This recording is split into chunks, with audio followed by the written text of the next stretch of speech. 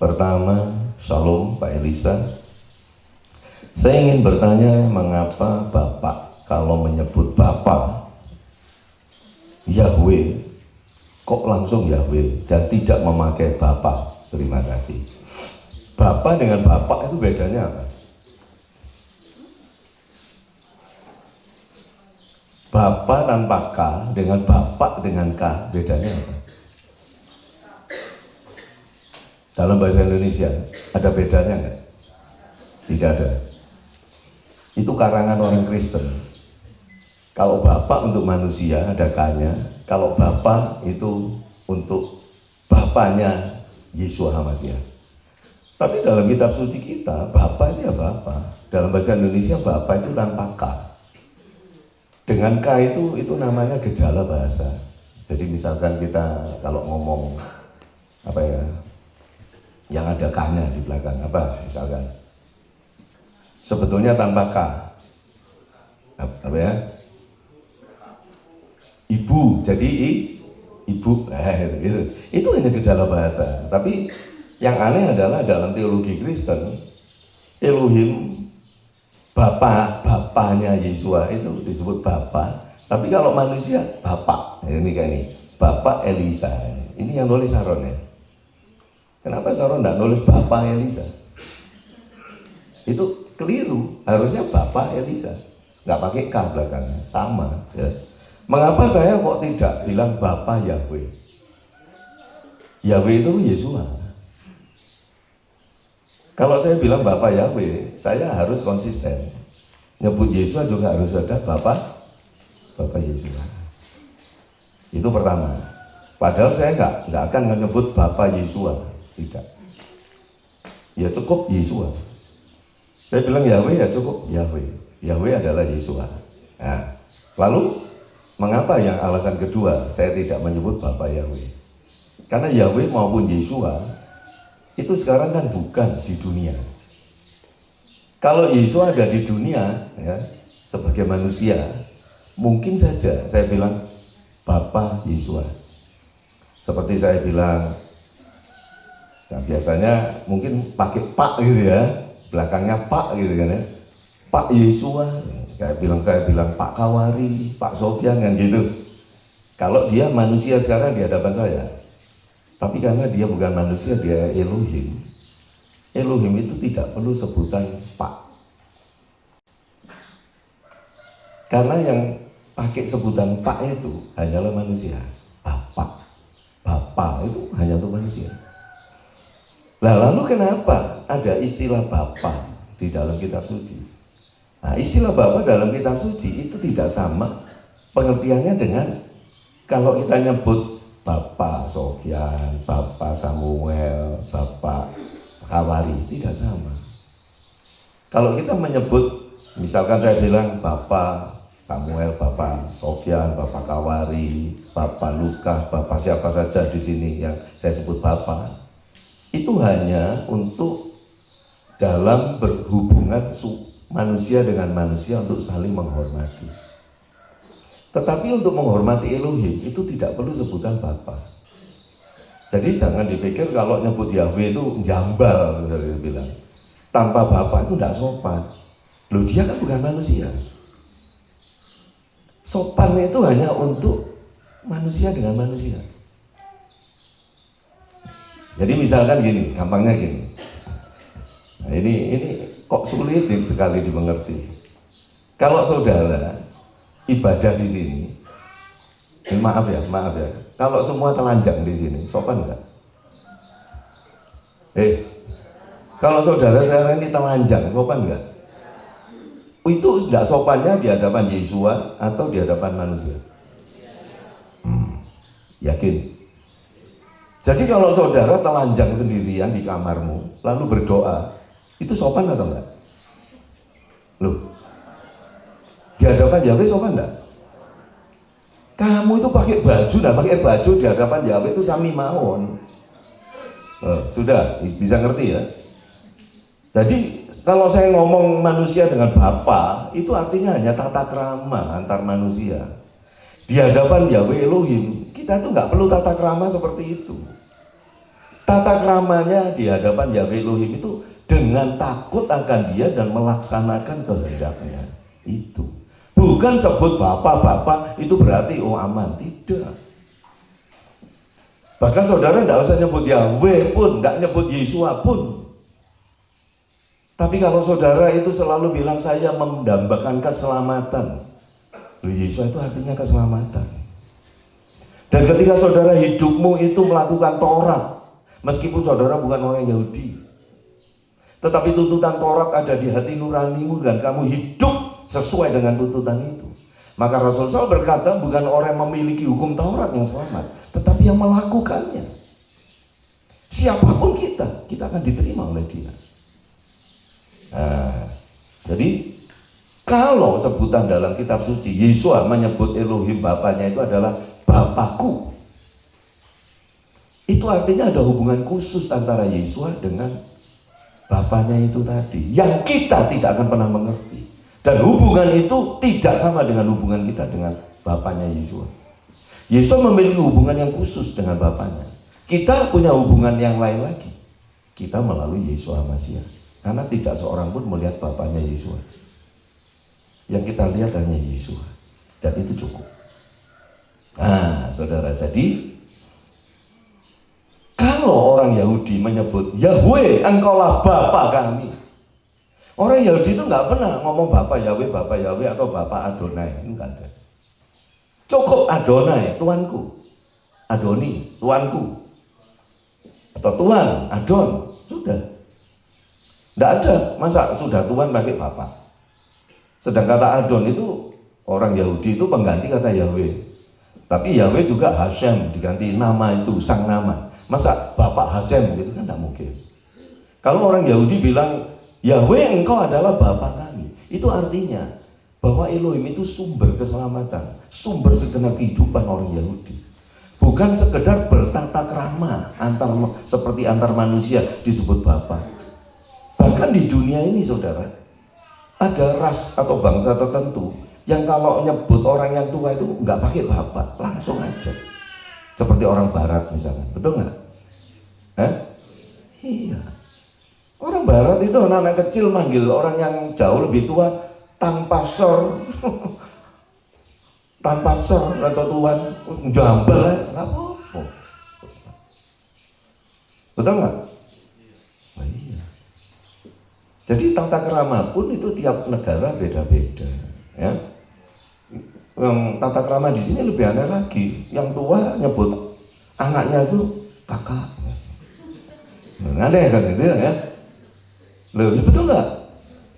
Mama nyebut anaknya itu loh, kakak, jangan gitu kakak. Nah, anaknya bilang iya dek.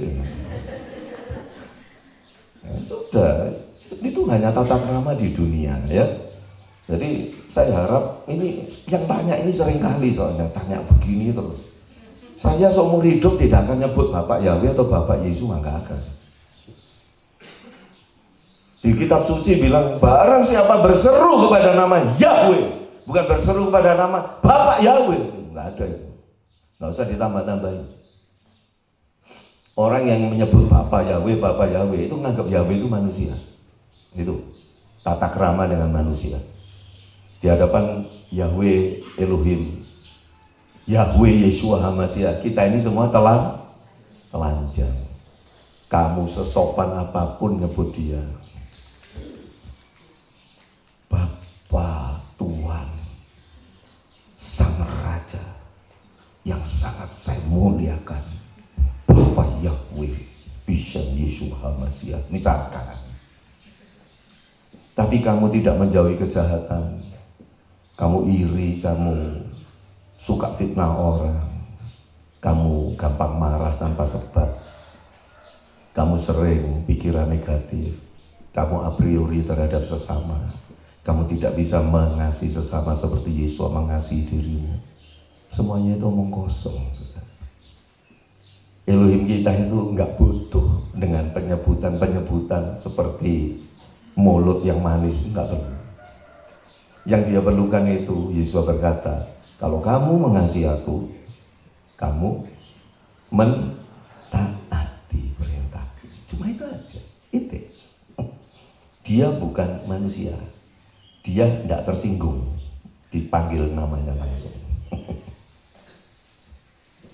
Pertanyaan kedua, Shalom, ketika Yesua bangkit dan naik ke Samayu, Yesua mencurahkan Roh Kudus kepada setiap manusia. Lalu bagaimana iblis bisa menipu manusia melalui hati manusia itu sendiri? Apakah ada hubungannya dengan ada tidaknya Roh Kudus dalam setiap manusia? Jadi pertanyaannya mungkin gini, kalau ada Roh Kudus di hati manusia, kan khotbah saya minggu lalu, hati manusia itu sesuatu yang sangat licik. Kalau ada Roh Kudus, bisakah hati manusia itu ditipu oleh iblis? Pertanyaan kan gitu kan? Ya.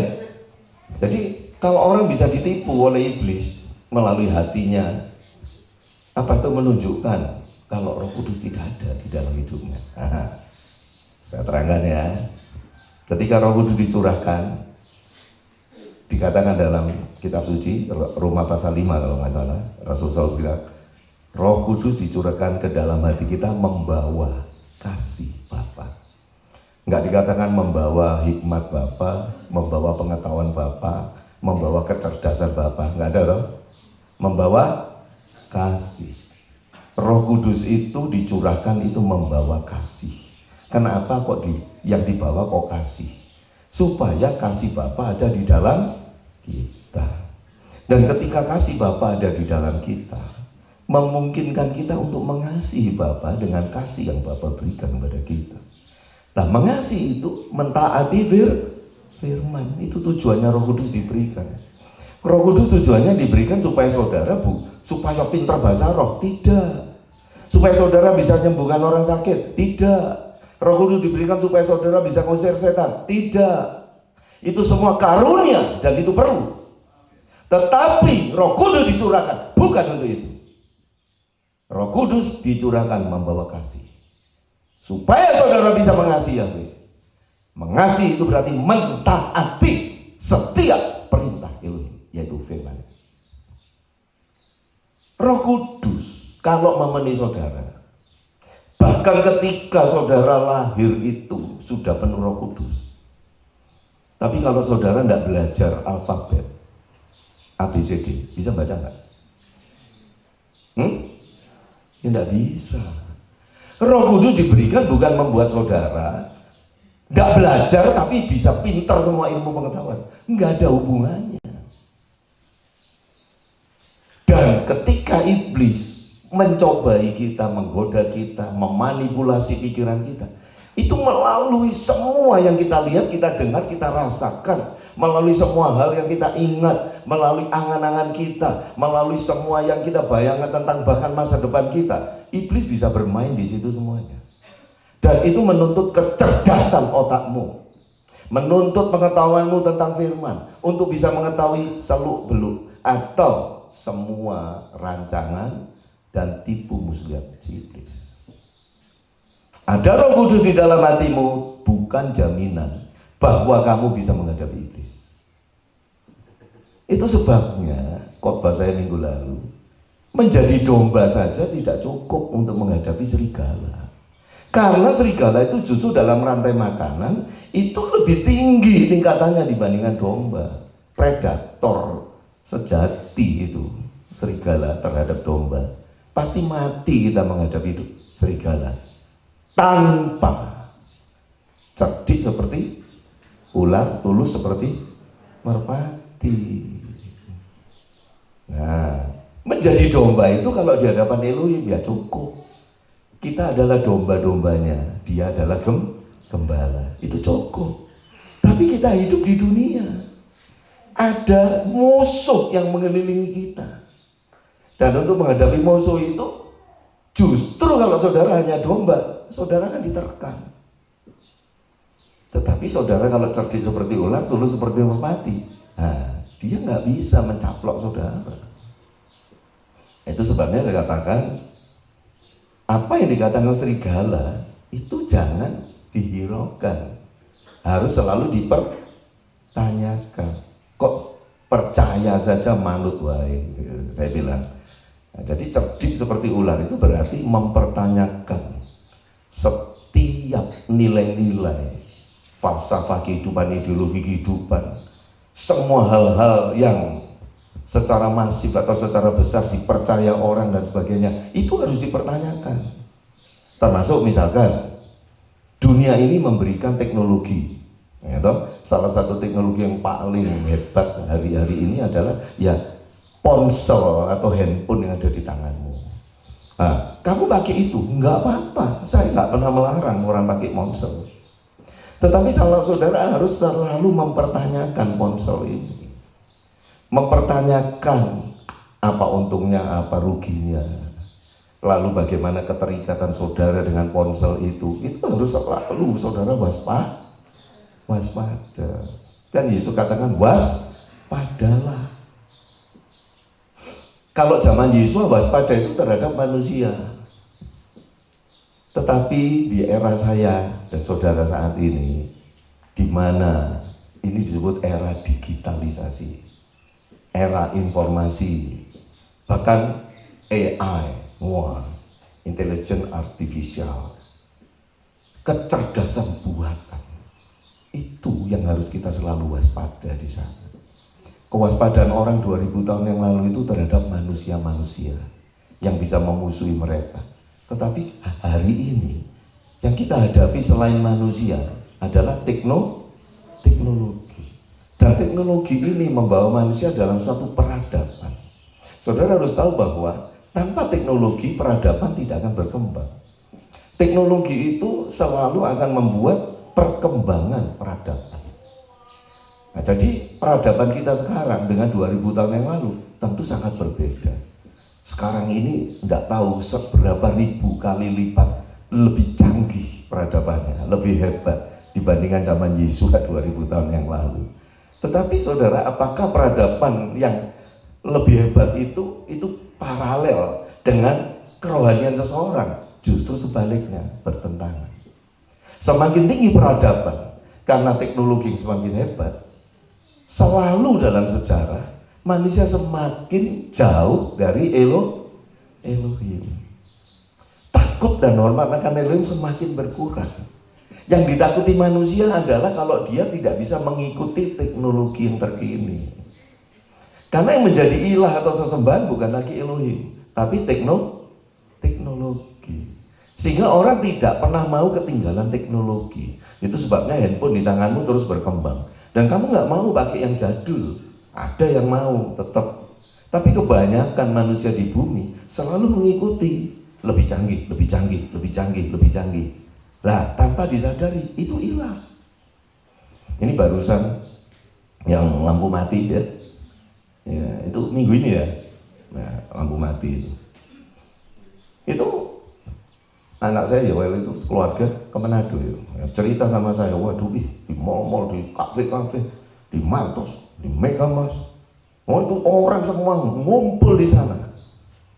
Ya, itu pasti tua muda besar kecil itu. Ya saya yakin ini. Ngapain dikumpul di sana? Mau petang-petang kok ngumpul. Justru itu. Karena apa? Semua ini nggak bisa ini. Yang ada di Bukit Demon mau nelpon nggak bisa tuh. Telkomsel mati, habis saya nggak ngerti lah apa aja yang mati.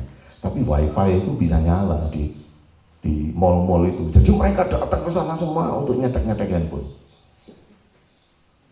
Dan itu memang bukan hanya anak saya Yoel yang cerita, tapi juga beberapa orang yang beli mobil saya cerita semua. Bahkan cerita tentang bensin Pertalite itu, eceran itu harganya sampai 40.000, saudara. Bayangkan 10.000 jadi 40.000, ngalah-ngalahi devaluasi itu, saudara. Tahun 98. Itu hanya satu hari loh. Bahkan di Bukit Darmon lampu mati itu sekitar mungkin jam 12 siang ya, atau 1 siang ya, sampai jam 10 malam, betul? Iya, nyala sudah. Tapi di Manado itu sampai ada yang 2 hari tidak nyala. Dan ini lampu matinya itu saya dengar katanya sampai Gorontalo, sampai Palu.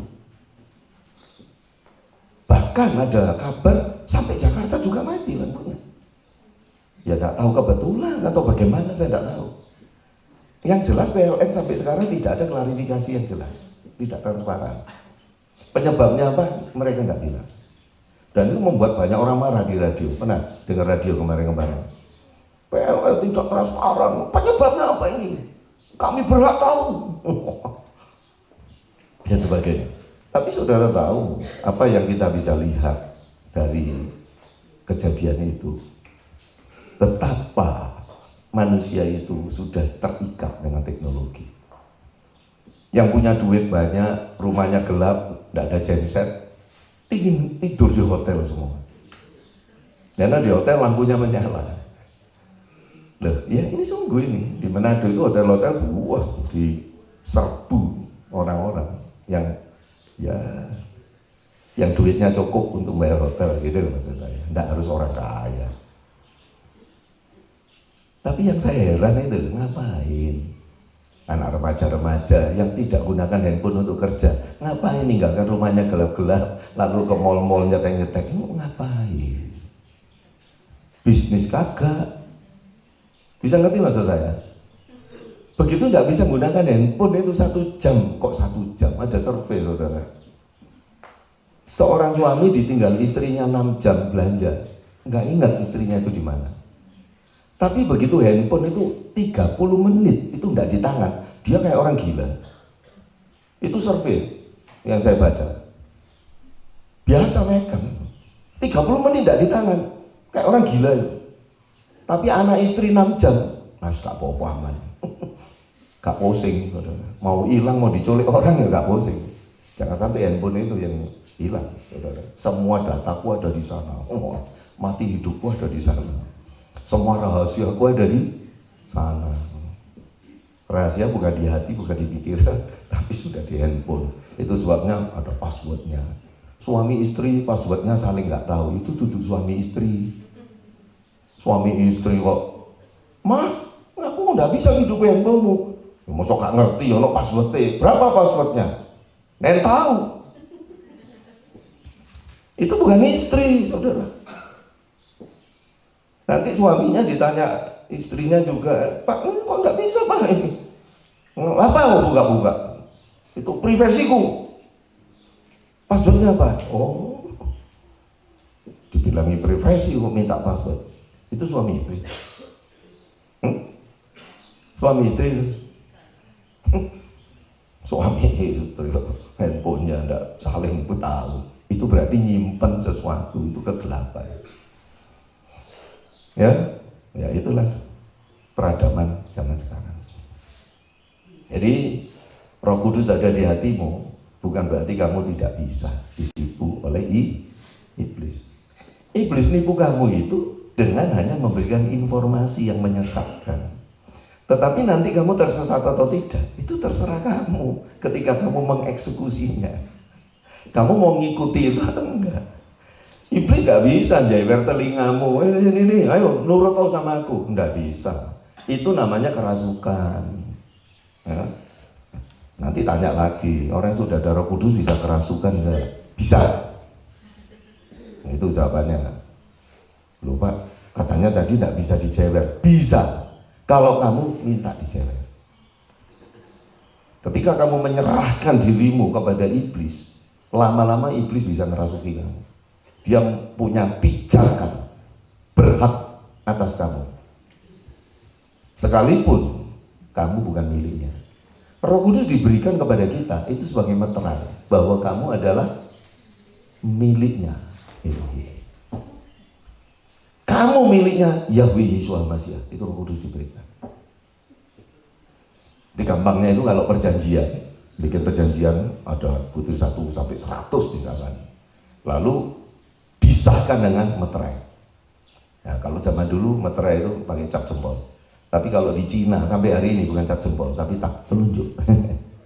Ya, cap telunjuk, bukan jempol. Telunjuk. Kalau di sini cap jempol.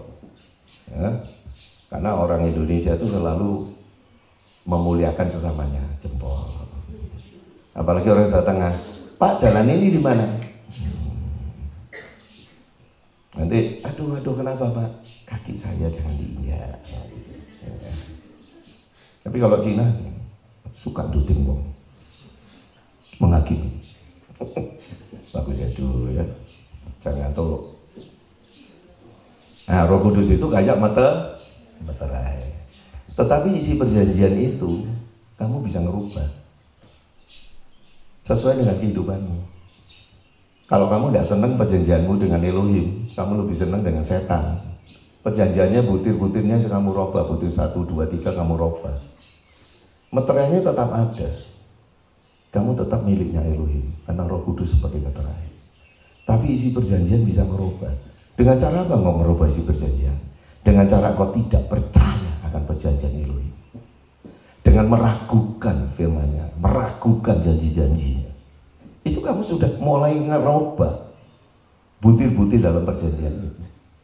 Dan lama-lama kamu akan dijajah oleh iblis, saudara. Bahkan lama-lama kamu bisa kerasukan. Saya tidak akan terangkan itu lebih jauh, itu eksorsisme. Itu bagi saya itu tahun 80-an. Tahun 80-an itu saya sering khotbah seperti itu. Kalau sekarang nggak perlu sudah. Saya pikir apa sih gunanya? Yang penting saudara itu pokok taat firman aja.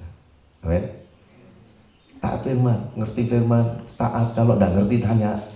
Lakukan firman dengan tulus, dengan sukacita, dan percaya sungguh akan setiap apa yang difirmankan Elohim. Sudah titik.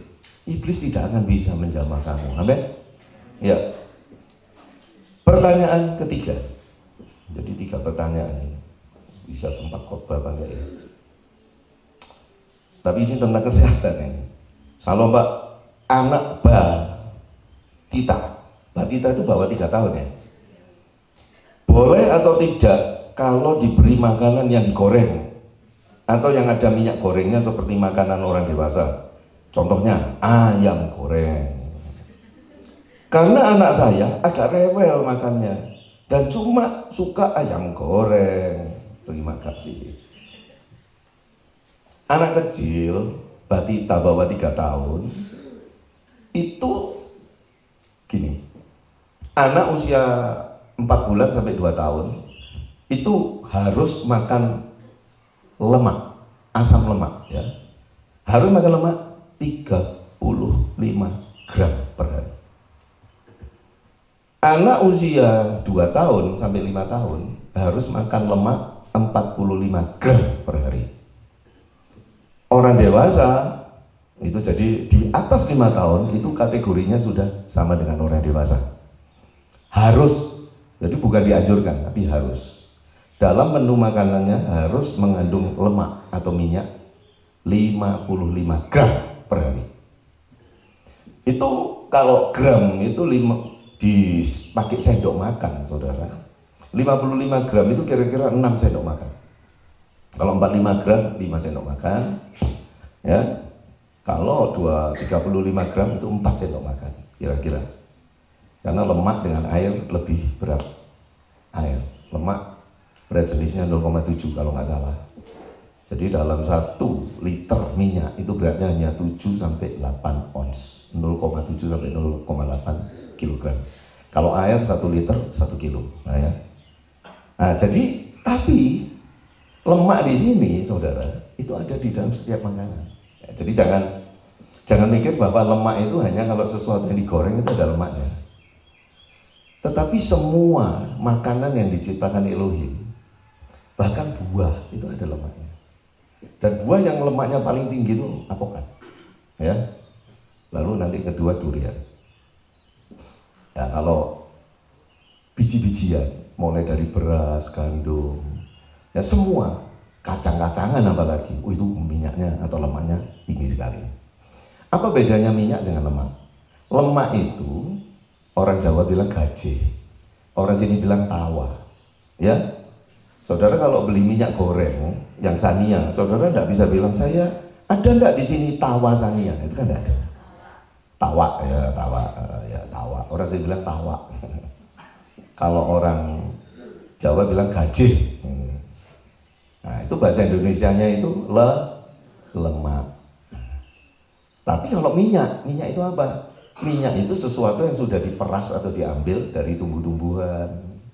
Dan kalau nanti dari susu itu namanya bukan lemak, bukan minyak, tapi butter atau mentega, lain lagi sebutannya. Tapi semuanya itu, saudara, kandungannya itu mirip-mirip semua sama. Kalau minyak itu encer, gitu, ya kan minyak goreng itu. Kalau lemak tidak encer. Jadi kalau saudara beli sapi, ayam, ikan, ada gajinya itu, tawaknya itu, nah itu lemak namanya. Itu bisa dipanaskan, dicairkan. Nah begitu mencair, ya itu jadi minyak. Jadi minyak lemak itu sama, hanya lemak itu dalam kandungan padatan, gitu ya. Jadi kalau saudara gemuk itu banyak minyaknya atau banyak lemaknya? Banyak lemaknya, karena itu menggumpal di bawah kulit kita. Jadi nggak ada kalau orang yang bahan lemu itu sedot minyak, itu nggak ada istilah sedot minyak, tapi sedot lemak. Caranya sedot lemak itu apa? Kulit saudara ya, ditusuk dengan namanya ekstraktor ya. Tusuk gini, tapi berputar kayak ada di ujungnya itu ada kayak pisau berputar. Bisa diaduk-aduk itu kayak di blender itu. Lemakmu itu lalu disedot, keluar. Ada yang mau gitu? Nah, yang cocok lemu-lemu kan. Ya, nah jadi itu bolehkah anak saya makan ayam goreng? Loh ya boleh, sak boleh-boleh nih. Masalahnya ayamnya ayam apa? Kalau ayam broiler saya bilang jangan, karena itu monster. Umurnya 28 hari, beratnya 2 kilo, monster gitu saudara. Ini saya lagi pelihara ayam ini. Ayam bukan monster, ya, tapi ayam sehat. Sudah 2 minggu, 14 hari, dia sak gegeman itu. Atau dulu kapan gede nih hari ini? Rugi gak mangan ini. Gak gede-gede, saudara. Padahal saya kasih itu konsentrat loh. Proteinnya itu 40% lebih. Wah gede-gede hari ini. Ini sampai 2 minggu. Kalau yang broiler itu saudara, waduh, itu sudah baby chicken yang beratnya 1 kilo. Ayam saya yang sakon aja kagak, belum sakon itu beratnya. Nah saudara, jadi ayam goreng bagus untuk anak-anak. Boleh ayam goreng. Terus minyaknya tapi diperhatikan, jangan minyak jelantah yang sudah pakai 2, 3 sampai 4 kali apalagi 7 kali penggorengan. Itu jadi jelantah saudara, mana hitam. Ya minyak yang baru, gunakan yang bagus. Minyak apa saja boleh ya. Ya tapi tidak boleh minyak putih. Tahu minyak kayu putih? Ya jangan itu gorengnya. Semua minyak boleh tapi bukan minyak itu, bukan minyak kasturi juga untuk orang sembelit nanti ya gak karu-karuan. Enggak ya, boleh ya. Tapi ya itu tapi makan minyak itu harus, tapi tidak harus gorengan, karena semua makanan itu mengandung minyak. Dan minyak yang bagus, asam lemak esensial, linoleat maupun linolenat ya. Itu asam lemak nanti ada namanya tuh mau macam-macam, arachidonat. Pernah dengar minyak arachidonat? Pernah nggak? Ya pernah, saya ngomong gini. Itu lemak-lemak asam lemak esensial, artinya sangat dibutuhkan oleh tubuh kita. Ya, itu semua ada di dalam kalau bayi ya, kalau bayi sampai umur 5 tahun, penting. Dalam telur, dalam susu, dalam ikan, dan dalam kacang-kacangan. Jadi itu kalau untuk pertumbuhan anak-anak yang bawah 5 tahun, itu ikan, ya, kacang-kacangan itu ya tahu tempe atau apapun kacang-kacangan, ya, susu, telur, itu mengandung semua asam lemak esensial yang dibutuhkan oleh tubuh manusia. Anak kecil itu justru lebih butuh lemak dibanding orang tua. Ya, saya terangkan ya. Mulai dari janin itu sangat membutuhkan lemak. Karena lemak itu 50% otak manusia itu lemak. Lalu yang paling penting lagi adalah retina mata.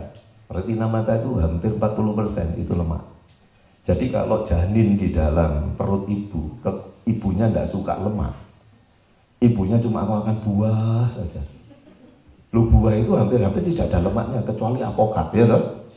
Mas ngomong apokat terus. Mangga apokat entek nang kene buah.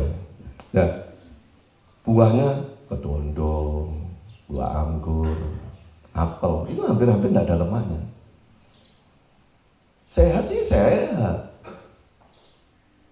Kalau nggak makan nasi dan sebagainya, di dalam nasi ada lemak tetap, meskipun kandungannya rendah. Itu sebabnya saudara bisa bilang beli minyak beras.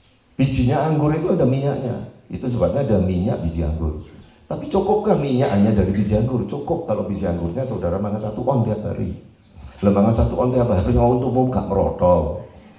Atau dibikin serbuk lalu dipakai kapsul atau pakai sendok, disendoknya dimakan. Suplemen seperti itu banyak orang jual. Tapi di Amerika, di sini nggak ada. Nah, yang jelas retina mata manusia itu butuh lemak, bantalan-bantalannya, dan seluruh sel tubuh kita, membran atau lapisan luarnya itu adalah lemak. Tanpa lemak manusia itu nggak bisa hidup. Dan darahmu bisa berputar karena itu ada lemak yang namanya kolesterol itu tadi, ya. Dan kolesterol adalah lemak yang dibalut oleh protein. Karena lemak itu di dalam darah itu mengandung 78% air. Tidak mungkin lemak dengan air bisa bercampur. Seperti saudara nggak bisa nyampur minyak dengan air. Nah, bagaimana lemak di dalam darah bisa bercampur dengan darah yang 78% air? Dibantu oleh protein. Karena protein itu yang bisa sebagai emulsion, yang bisa menggabungkan air dan lemak. Nah, ketika protein dan lemak bertemu di dalam darah itu disebut lipoprotein. Nah, lipoprotein itu nanti yang disebut HDL dan LDL. Kalau LDL lipo density lipoprotein, HDL high density lipoprotein. HDL harus tinggi, LDL harus rendah. Tapi harus ada semuanya. Kalau enggak, mati kita. Jadi lemak itu sangat esensial, sangat penting. Apalagi anak kecil. Apalagi bawah 5 tahun. Bawah 5 tahun adalah golden age istilahnya bahasa Inggris. Tahun emas dalam hidup manusia. Kenapa? Karena itu pembentukan retina mata dan pembentukan otak yang paling maksimal, optimal ada di bawah 5 tahun. Kalau orang tidak suka lemak, penglihatannya itu gampang terganggu. Ya. Juga otaknya kurang pintar. Jadi kalau di sekolah, biasanya anak yang pintar-pintar itu yang gemuk-gemuk. Loh, nggak percaya saudara? Jarang yang kurus-kurus pintar. Biasanya yang pinter-pinter itu gemuk. Atau gemuk itu pinter mengumpulkan lemak dalam tubuhnya. Tapi juga itu bukti kalau lemaknya tidak kurang. Biasanya orang gemuk-gemuk itu pinter, tapi kalau saudara yang sudah tua gemuk itu jenenge kakek mangan. Itu duduk pinter makan, iya ya. Jadi kalau ngomong seperti ini nanti panjang sekali. Yang jelas makan susu, telur, ikan, apalagi ikan yang lemaknya bagus ya, kayak kenapa ikan lemaknya bagus itu kok mahal gitu ya? Salmon gitu, ikan kod, ikan trout. Ikan-ikan ini udah ada di Indonesia, apalagi di sungai-sungai udah ada. Kalau di Indonesia iwak gadul, saudara. Tahu iwak gadul? Itu saya ingat itu pendeta ini. Itu loh, saudara Petrus, pendeta Petrus dengan pendeta satunya siapa ini? Saya lupa ya. Pak Yusuf gitu. Itu di Cepu itu kurang protein, kasihan. Tapi ada got gitu. Got itu sungai tapi cucunya sungai gitu. Anak kecil. Itu adanya iwak gadul, itu disaring iwak gadul di brenkes. Mungkin ya kayak ikan nike di sini tapi rada gede ya saudara. Nek rasanya saya yakin tidak sama ini saudara. Karena di got. Kalau nike kan di Tondano juga ada nike laut ya, dari lautan. Beda. Tapi semuanya itu mengandung protein dan ada asam lemak esensialnya di sana. Jadi makan nasi yang banyak, makan telur dan sebagainya. Nah ini tapi perlu sekali untuk anak-anak, apalagi kalau yang hiperaktif, ya, yang banyak gerak.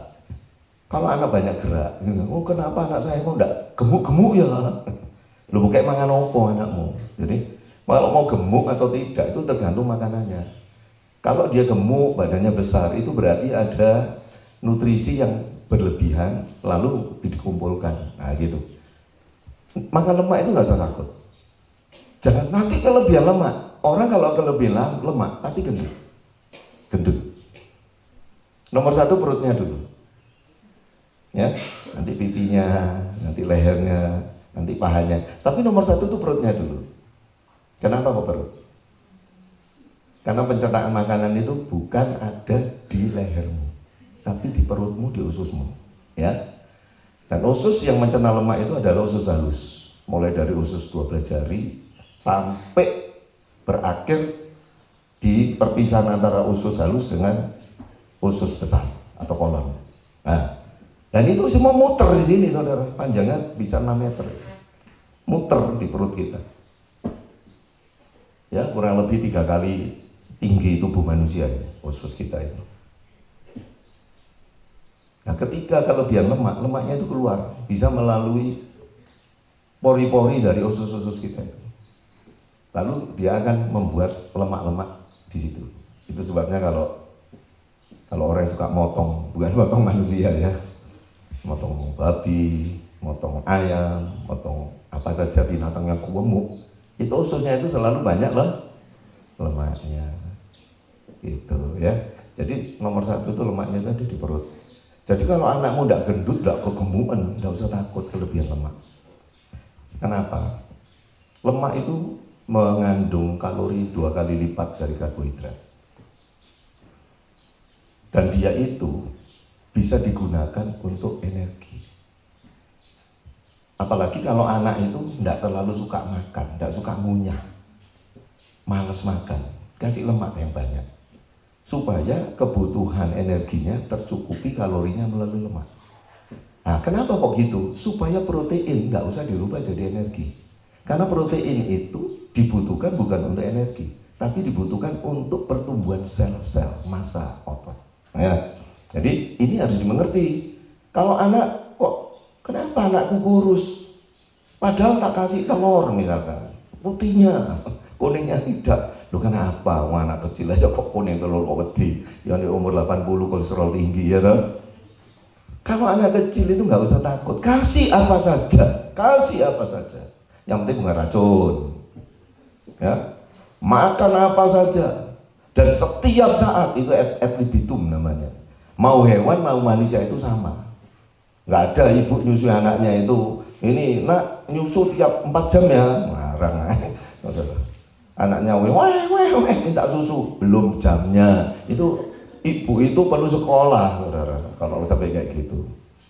Ad libitum, setiap saat dia butuh harus diberi itu. Dan susu ibu itu luar biasa. Dianjurkan menyusui anak itu sampai umur 2 tahun harusnya. Karena apa? Enzim lipase itu enzim yang bisa mencerna lemak. Itu ada di air susu ibu, ada di empedu dan di pankreas. Tapi anak kecil di bawah 2 tahun, empedu dan pankreasnya belum sempurna, belum mencukupi untuk mengeluarkan lipase banyak untuk bisa mencerna, memetabolisme lemak. Tapi air susu ibu itu yang memiliki lipase. Nah, jadi kalau anak-anak kecil di bawah 2 tahun nggak disusui ibunya, tapi dikasih makanan ikan, salmon dan sebagainya, itu hampir-hampir tidak berguna. Karena lemak-lemak yang bagus itu sulit dicerna oleh anak-anak itu, akhirnya dibuang gitu saja. Nah, itu harus dimengerti hal-hal seperti itu. Itu sebabnya ibu-ibu yang bisa menyusui bayinya itu anugerah yang luar biasa, ya. Itu harus sampai 2 tahun. Nyusu itu harus kalau bisa sampai 2 tahun. Ya, karena sampai 2 tahun itulah yang namanya enzim lipase itu mulai bisa bagus. Di bawah itu masih kurang. Nah, jadi saya tadi belum selesai. Anak yang kurus itu membuktikan bahwa makanannya semuanya diolah menjadi kalori untuk dia bergerak. Sehingga tidak ada kesempatan nutrisi itu untuk membangun sel-sel tubuhnya untuk semakin besar, semakin gemuk. Itu gampang, saudara. Mempelajari nutrisi itu gampang sekali kalau mau belajar. Jadi protein yang diberikan akhirnya kasih ikan, kasih daging ayam, kasih apapun, tapi benda-benda lemaknya dihilangkan. Misalkan ayam direbus sampai 3 kali, rebusan 1, lalu di kulkas, ada lemaknya, dibuang lemaknya, rebus lagi, di kulkas lagi. Itu tutup panganan, itu racun namanya. Protein itu tidak boleh dipanasi lebih dari sekali. Kalau bisa mentah kok. Oh, supaya lemaknya hilang. Lu kenapa takut lemak? Protein saja tidak bisa. Kalau cuma protein tanpa lemak, nanti proteinnya diolah menjadi energi. Akhirnya tubuhnya kurus terus. Protein tidak untuk membangun sel-sel tubuh. Tetapi kalau cukup karbohidrat dan cukup lemak, nah, keduanya ini diolah menjadi energi. Protein yang diberikan, meskipun tahu tempenya tidak banyak, ikannya tidak banyak, telurnya cuma 1 tiap hari, tapi benar-benar protein ini optimal bisa digunakan oleh tubuh untuk memperbesar daging-daging dan otot.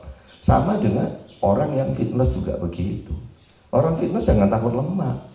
Kalau menghindari lemak sama sekali, protein yang kamu makan meskipun 10 butir telur 1 hari, itu habis hanya untuk energimu nanti. Ototmu tidak akan berkembang, sama hukumnya ya.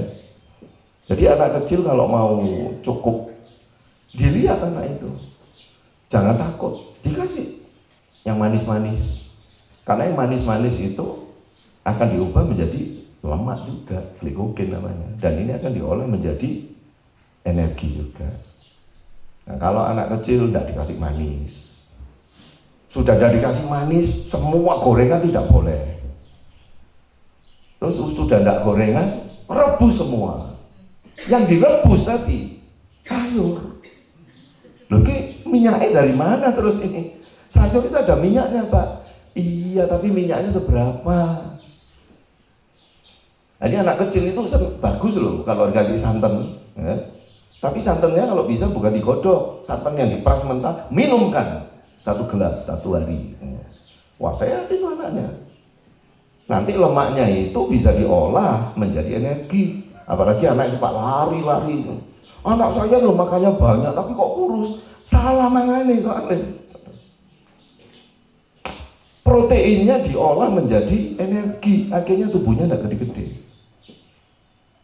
Jadi jangan takut sama lemak. Nah, lemak itu ada dalam susu. Tapi tidak semua orang boleh minum susu. Karena tidak semua tahan dengan laktos ya. Gula susu gitu, nggak tahan, mencet-mencet. Tapi kalau yang tahan, minum ikan mas itu banyak lemaknya ya. Tapi ikan lemak itu bukan ikan digoreng. Pak Gembala bilang ikan itu bagus karena banyak lemaknya. Ikan goreng ini paling banyak minyaknya. Itu bukan lemak, tapi minyak. Bedakan loh ya.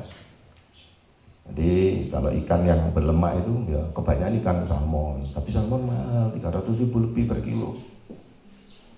Mau ikan apa ya? Ikan mas, 1 kilonya berapa? Ya berapa ya? 70.000-an ya mungkin ya. Kok ya larang yo? Nah, ikan tuna lebih murah ya toh? Itu juga lemaknya bagus ikan tuna. Mau ikan tongkol, mau ikan tude, mau ikan malalukis, mau ikan debo, ya semua lah itu bagus semua ya. Pokok jangan ikan duyung ya.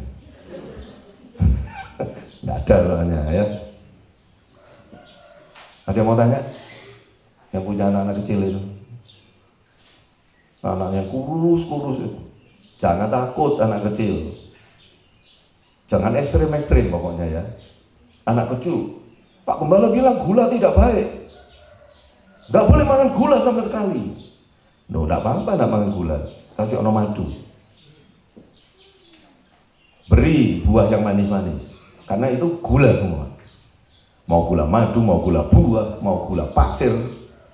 Gula pasir itu sukrosa namanya. Semua gula yang masuk ke tubuh kita akan dimetabolisme, dirubah menjadi glukosa semua. Glukosa itu darah yang bisa diterima oleh darah. Gula yang bisa diterima oleh darah kita, itu namanya glukosa. Jadi gula apapun di luar, mau fruktosa, sukrosa, apapun, saudara, itu akan diolah menjadi glukosa. Madu pun akan diolah menjadi glukosa. Madu ini gulanya lebih bagus, iya tetap diolah menjadi glukosa. Nah, tetapi kenapa kalau gula pasir kok tidak bagus dibandingkan madu? Gula pasir itu sukrosa, itu gula yang namanya gula sederhana, bukan gula kompleks. Artinya apa? Ini dalam waktu sangat singkat, itu langsung bisa menjadi glukosa.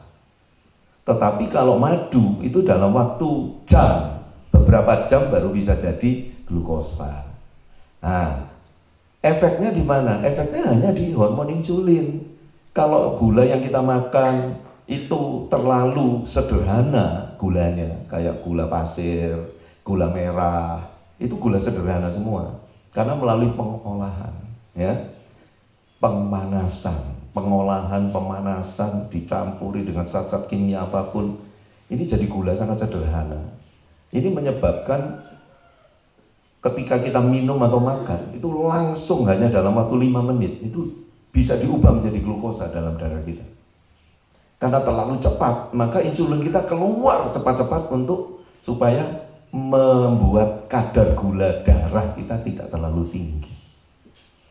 Karena kalau kadar gula darah kita terlalu tinggi, itu ginjal kita untuk nyaring gula itu setengah mati. Lama-lama ginjalnya menjadi lemah. Dan nanti efeknya berantai, saudara. Tetapi perhatikan, kalau anak-anakmu itu sangat energik, kamu tidak usah takut kasih gula. Bahkan gula pasir, nggak usah takut. Karena itu akan cepat hilang, karena dia energik. Ya, kayak saya ini jago gula sejak kecil. Senang manis-manis, gula pasir itu saya, waduh, saya sendok. Tapi saya itu nggak pernah diem. Di sekolah itu saya pasti mainannya itu kenek-kenekan, benteng-bentengan. Tahu kenek-kenekan, benteng-bentengan? Lari-lari. Zaman dulu itu istirahat sekolah itu setengah jam. Dan 2 kali istirahat, jadi 1 jam. Dan 1 jam itu saya gunakan hanya untuk lari-lari. Larinya bukan lari kayak Ronald sama Yulia lari pagi pelan-pelan itu, bukan. Benteng-bentengan kenek-kenekan, tahu ya Nal ya? Larinya itu secepat mungkin. Jadi kalau masuk kelas itu seluruh tubuh itu basah, kepala basah, celana basah, baju basah oleh keringat. Gitu. SD itu gitu saya. Sudah gitu kalau tidak kenek-kenekan, rengen, saudara. Karena ada besi 3 rengen, wah rengen terus, sampai terkelupas terus. Saya kalau tidak makan gula waktu itu, utakku bisa tumpul, saudara. Lalu tubuh saya bisa habis kalau saya tidak makan gula. Jadi perhatikan anak-anakmu yang energik, kasih gula, nggak usah takut. Nggak akan kencing manis, saya jamin tidak akan. Tapi kalau kamu sudah dewasa, habis gendut-gendut, kelebihan berat badan, sudah punya diabetes sedikit-sedikit, nyerempet-nyerempet, ya, tekanan darah sistolik, diastoliknya sudah 150 dan sebagainya, lalu periksa kolesterolnya di atas 200, mau makan gula terus, itu jenenge kepin ketemu Yawe. Nah, Anda harus mengerti, makanannya anak kecil dengan orang dewasa itu beda. Kebutuhan gulanya juga beda, karena kebutuhan energinya beda. Apalagi yang cuma di rumah, nyetek-nyetek HP. Loh, kalau anak kecil sekarang itu kenapa banyak kena diabetes dan sampai gagal ginjal. Loh, anak kecil sekarang umur 1 tahun kayak HP. Jadi malas gerak. Anak-anak kecil coba lihat sekarang, HP-an semua.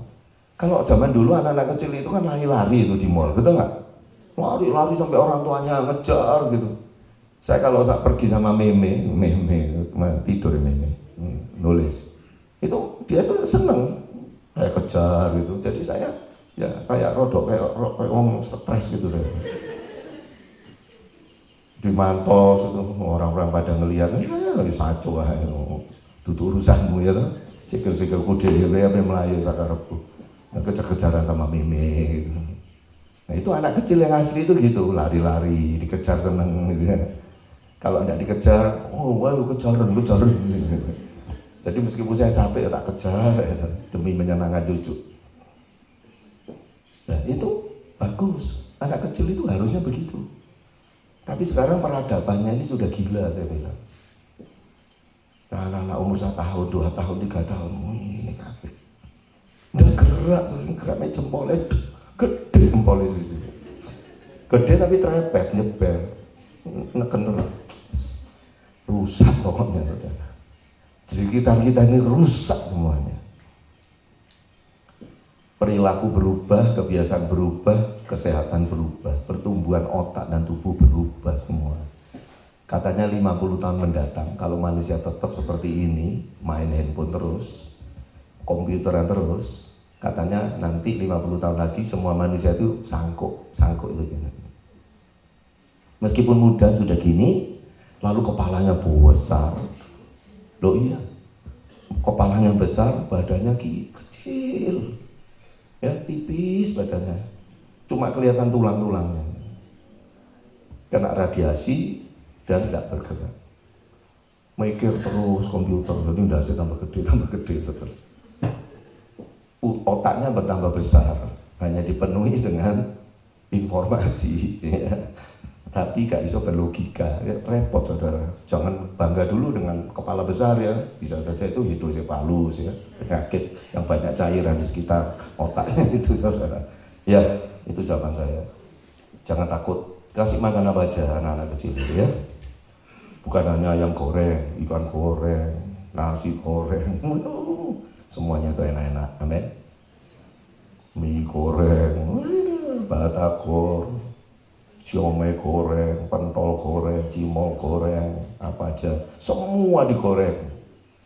Kayak ono gorengan terus. Yang seneng gorengan? Hati-hati lah ya. Seneng gorengan tiap hari. Kalau itu tuwek hati-hati. Merek nom nggak apa-apa. Anak kecil sikat aja. Oh gorengan nggak baik loh Pak. Ya kalau gorengan nggak baik ya kasih yang rebusan aja. Tapi kalau nggak suka anakmu ya Pak, seneng goreng, ya diarahkan. Nanti dibikinkan kari ayam, gitu ya, pakai santan. Tapi santannya ini kan digodok, jadi jenuh lemaknya. Ya nggak apa-apa lah. Daripada lemak jenuh juga dibutuhkan oleh tubuh. Gitu ya. Jadi tanpa lemak jenuh, tanpa kolesterol yang LDL itu, kamu mati ya. Tanpa lemak jenuh kamu pasti mati. Tapi lemak jenuh dan lemak yang tidak jenuh itu perbandingannya itu harus seimbang. Seimbangnya seperti apa? Tiap orang beda-beda keseimbangannya ya. Tidak ada teori yang bisa cukup di situ.